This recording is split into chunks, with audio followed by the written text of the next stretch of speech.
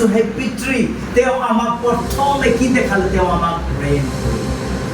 praise the Lord তেওঁ আমাক প্ৰেম কৰিলে সো আমি এজন পিতৃ যদি আমি যদি হসাকে ভাল পিতৃ যদি হবলে মন আছে তেনেহলে আমি সেই পিতৃজনক চাই থাকিব লাগিব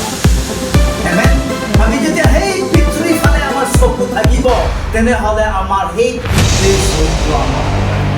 আৰ আমি এজন ভাল পিতৃ হব পাৰিম পৃথিৱীত আৰু ভাল পিতৃ হোৱাৰ চিন হৈছে যে তেওঁ নিজৰ ল'ৰা ছোৱালীক প্ৰেম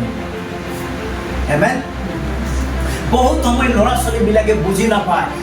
বহুত মানে ষ্টিক কৰিছে বহুত মানে মোক মানে এইটো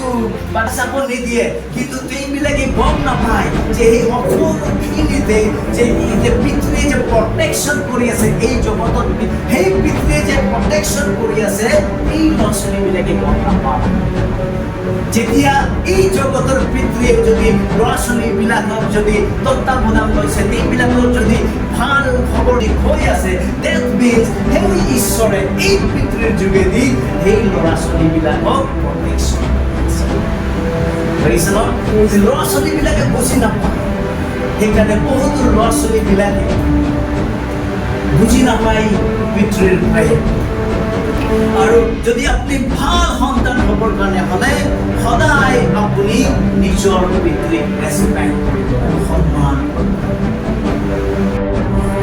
সেইকাৰণে the first word the first idea ঈশ্বৰে দিলে তেওঁ ক'লে যে তোমাৰ পিতৃ মাতৃক সন্মান কৰা